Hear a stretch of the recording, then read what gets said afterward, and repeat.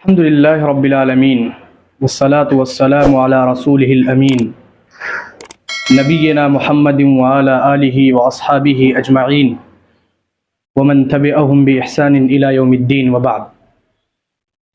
أعوذ بالله من الشيطان الرجيم. بسم الله الرحمن الرحيم. يا أيها الذين آمنوا كتب عليكم الصيام كما كتب على الذين من قبلكم لعلكم تتقون.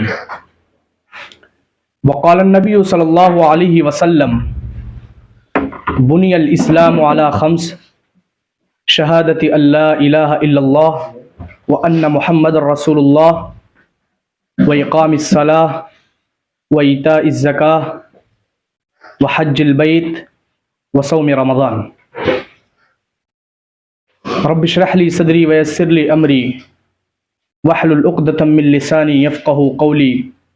رب زدنی علما رب زدنی علما اللہم رب زدنی علما سبحانک لا علم لنا الا ما علمتنا انک انت العلیم الحکیم. ناظرین کرام،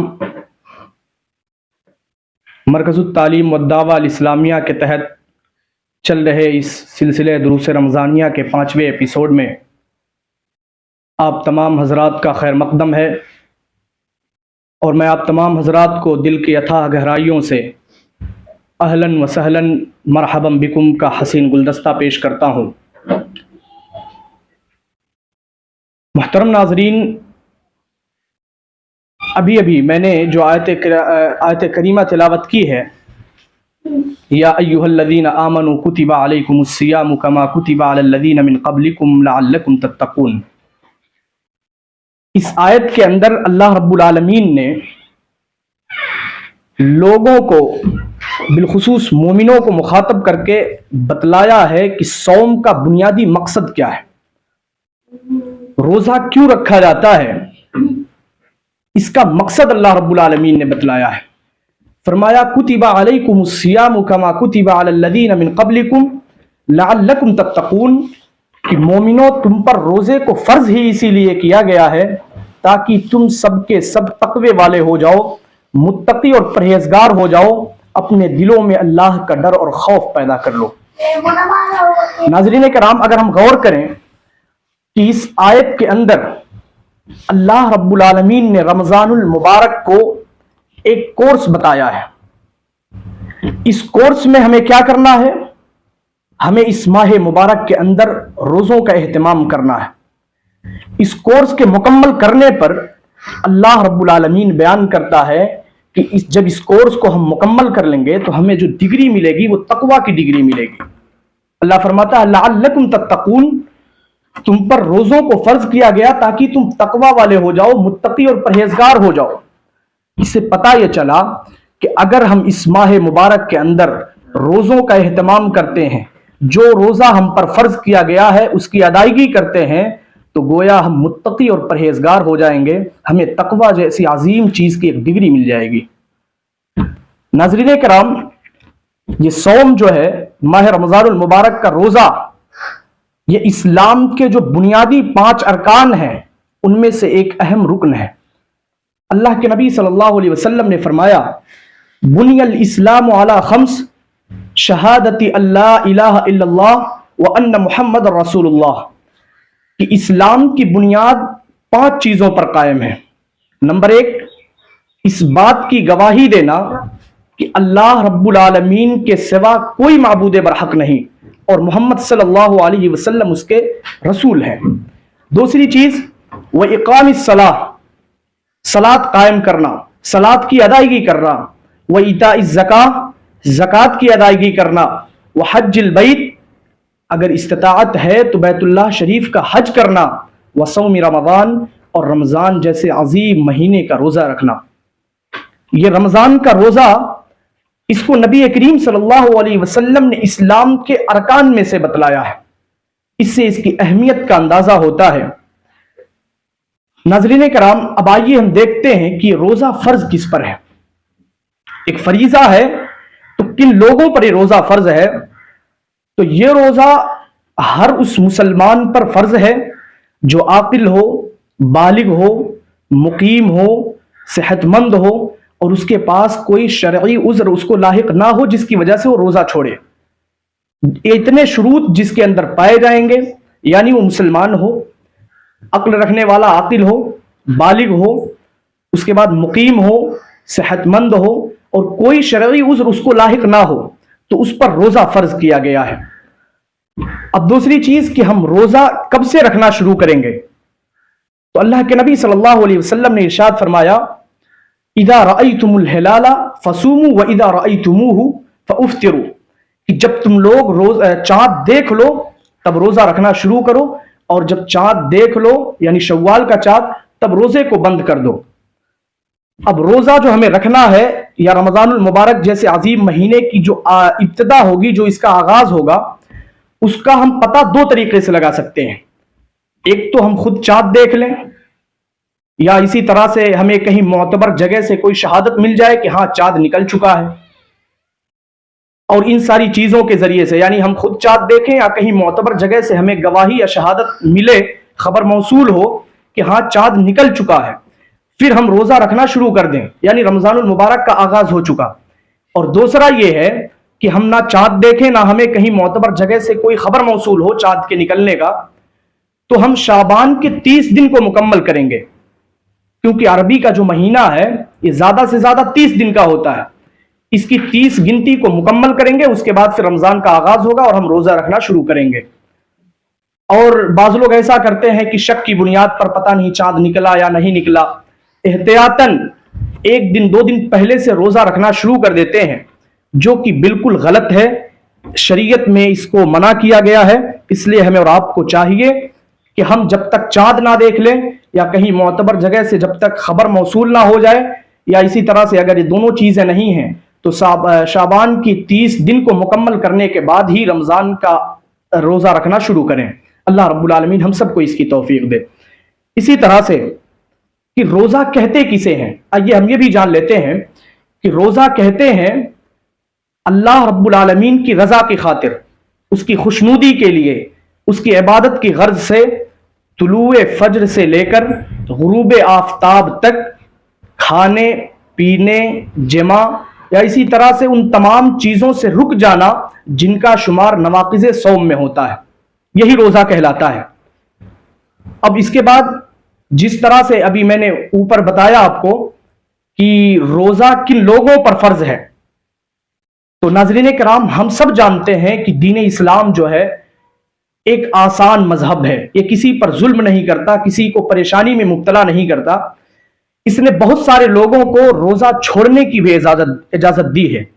جس طرح سے روزہ فرض ہے کچھ لوگوں پر، مسلمان عاقل بالغ پر، اسی طرح سے کچھ لوگ ایسے بھی ہیں جن کو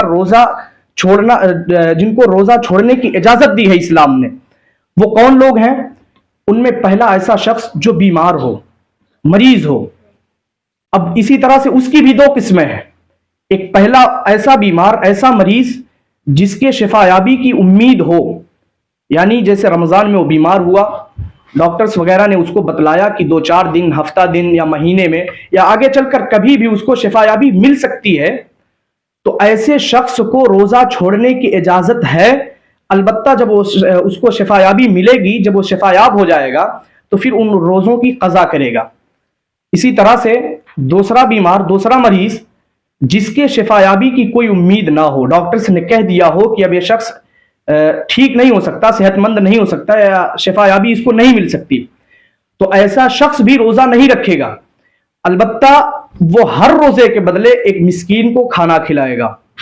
اسی طرح سے دوسرا شخص جو مسافر ہو، جو کسی غرض کی وجہ سے، کسی مجبوری کی وجہ سے یا کسی بھی وجہ سے اپنے شہر سے کہیں اور کا سفر کر رہا ہو، سفر کی دشواریوں کو برداشت کر رہا ہو، تو اسلام نے اجازت دی ہے کہ وہ شخص روزے کو ترک کر سکتا ہے، روزے کو چھوڑ سکتا ہے.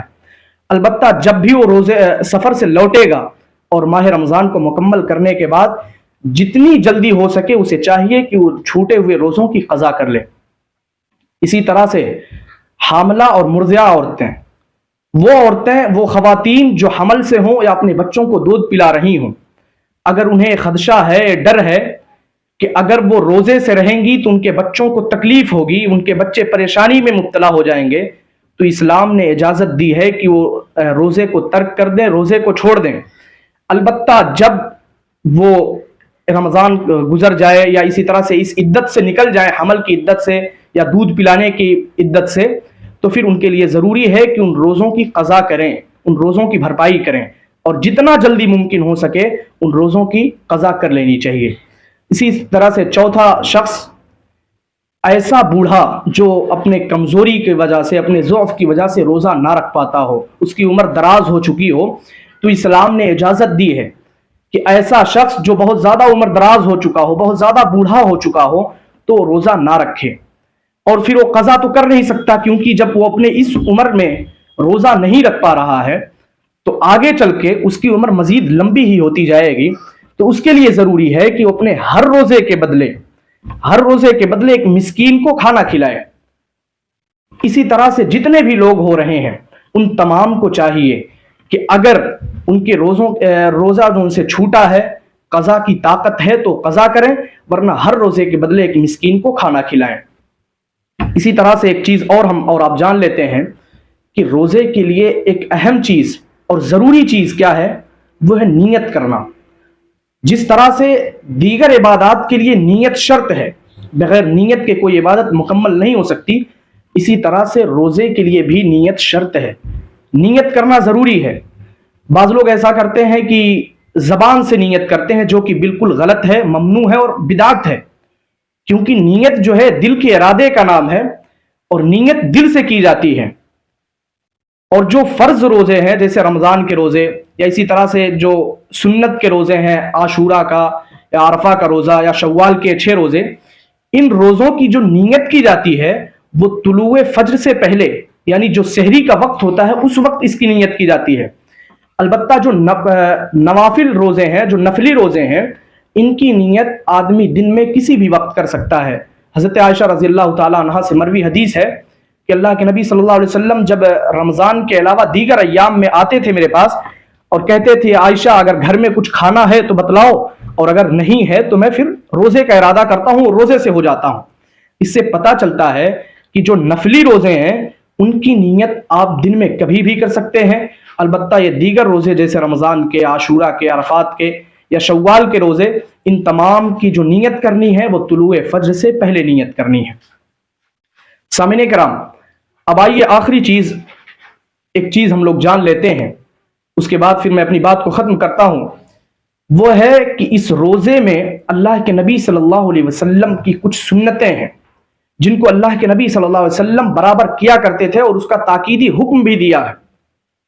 ان میں پہلی چیز ہے سحری کرنا۔ اللہ کے نبی صلی اللہ علیہ وسلم نے فرمایا کہ لوگوں تم سحری کرو، سحری میں برکت ہے۔ اب اس حدیث کو سامنے رکھتے ہوئے ہمیں اور آپ کو چاہیے، بعض لوگ ایسا کرتے ہیں کہ عشاء بعد کھانا کھانے کے بعد کہتے ہیں کہ پیٹ بھر چکا ہے، سحری کرنے کی ضرورت نہیں۔ نہیں میرے بھائیوں، ایسا نہیں ہے، بلکہ جب نبی کی حدیث ہے کہ آپ سحری کریں اور سحری میں برکت ہے، تو ہمیں اور آپ کو چاہیے کہ گرچہ ہمارا پیٹ بھرا ہوا ہو، ایک کھجور کھا کر ہی یا اسی طرح سے ایک گھونٹ پانی پی کر ہی ہم سحری ضرور کریں، کیونکہ یہ سحری کھانا یہ یہود و نصارہ اور ہمارے روزوں کے درمیان فرق ہے۔ اللہ کے نبی نے فرمایا کہ یہود و نصارہ بھی روزہ رکھتے ہیں اور ہم مومنین یا مسلمان بھی روزہ رکھتے ہیں، ان کے روزوں میں جو فرق ہے وہ یہی سحری کا کھانا ہے۔ اس لیے ہمیں اور آپ کو چاہیے کہ ہم سحری کو ضرور کھائیں، سحری کا اہتمام کریں، اور جتنا ممکن ہو سکے ہم سحری میں تاخیر کریں۔ جس طرح سے افطار میں جلدی کرنے کا حکم ہے، اسی طرح سے سحری میں تاخیر کرنے کا حکم ہے۔ بعض لوگ کرتے ہیں کہ بہت پہلے ہی کھانا کھا کے سو جاتے ہیں یا دیگر کام کرنے لگتے ہیں، ایسا نہیں کرنا چاہیے، بلکہ سحری میں اللہ کے نبی نے فرمایا جتنا تاخیر ہو سکے اتنا تاخیر کرو۔ اسی طرح سے دوسری سنت جو ہے وہ ہے افطار میں جلدی کرنا، یعنی جیسے ہی سورج غروب ہو ہمیں اور آپ کو چاہیے کہ ہم فوراً افطار کر لیں، شک کی بنیاد پر کہ پتہ نہیں سورج ڈوبا یا نہیں ڈوبا، یا احتیاطاً 2-4 منٹ لیٹ، ایسا کرنا بالکل غلط ہے، کیونکہ دین اسلام جو ہے یہ کسی کو تکلیف دینا نہیں چاہتا، بلکہ روزے کا مقصد ہی ہے کہ ہم تقوی والے ہو جائیں، اللہ رب العالمین کے احکام کے جو بھی احکام ہیں اس کی اتباع کرنے والے ہو جائیں۔ جس طرح سے اللہ رب العالمین نے ہمیں دن کے اندر سورج کے طلوع طلوع فجر سے غروب آفتاب تک اللہ تبارک و تعالیٰ نے یا نبی کریم صلی اللہ علیہ وسلم نے ہمیں حکم دیا ہے کہ ہمیں کچھ کھانا پینا نہیں ہے، چاہے وہ چیزیں حلال ہوں. ہم نے ان کے ان فرمان کی اتباع کی. تو اسی طرح سے جب انہوں نے کہا کہ افطار میں جلدی کریں تو ہمیں یہاں بھی ان کی اتباع کرنی ضروری ہے، یہ نہیں کہ ہم 2-4 منٹ اور زیادہ لیٹ کریں. اسی طرح سے ہمیں چاہیے کہ افطاری میں جو چیز افضل اور بہتر ہے اسی سے ہم افطاری کریں. جیسے افطاری ضروری نہیں کہ کوئی خاص چیز ہو تبھی افطاری ہوگی. ہر وہ کمائی جو حلال ہو اس کے ذریعے سے افطاری ہو سکتی ہے. البتہ اگر تر کھجور ہے یا اسی طرح سے تر کھجور نہیں ہے تو سوکھی کھجور، ان تمام چیزوں سے اگر افطاری کی جائے تو یہ زیادہ بہتر اور افضل ہے. اسی طرح سے 2-3 سنتیں جو ہیں جو میں نقطے کی طرح آپ کو سامنے ذکر کرنا چاہتا ہوں کہ اللہ کے نبی صلی اللہ علیہ وسلم نے فرمایا من قام رمضان ایمانا واحتسابا غفر له ما تقدم من ذنبه، کہ اس ماہ مبارک کے اندر جس نے نماز تراویح کا اہتمام کیا خلوص نیت کے ساتھ، ایمان کے ساتھ، اس کے تمام پچھلے صغیرہ گناہ معاف کر دیے جاتے ہیں. نماز تراویح بھی اس میں سنت ہے. اسی طرح سے تلاوت قرآن مجید کا اہتمام کرنا، دعاؤں کا اہتمام کرنا، یہ تمام اللہ کے نبی صلی اللہ علیہ وسلم اپنی زندگی میں کیا کرتے تھے. لہٰذا آخر میں رب العالمین سے دعا ہے کہ الہ العالمین جس طرح سے تو نے ہمیں مبارک مہینہ نصیب کیا ہے، اسی طرح سے اس میں تو ہمیں روزوں کے ساتھ ساتھ قرآن مجید کی تلاوت، دعا، توبہ، استغفار، دعا اور تلاوت قرآن مجید کا اہتمام کرنے کی توفیق عطا فرما. زیادہ سے زیادہ نیک عمل کرنے کی توفیق دے. آمین. وآخر دعوانا ان الحمد للہ رب العالمین. والسلام علیکم ورحمۃ اللہ وبرکاتہ.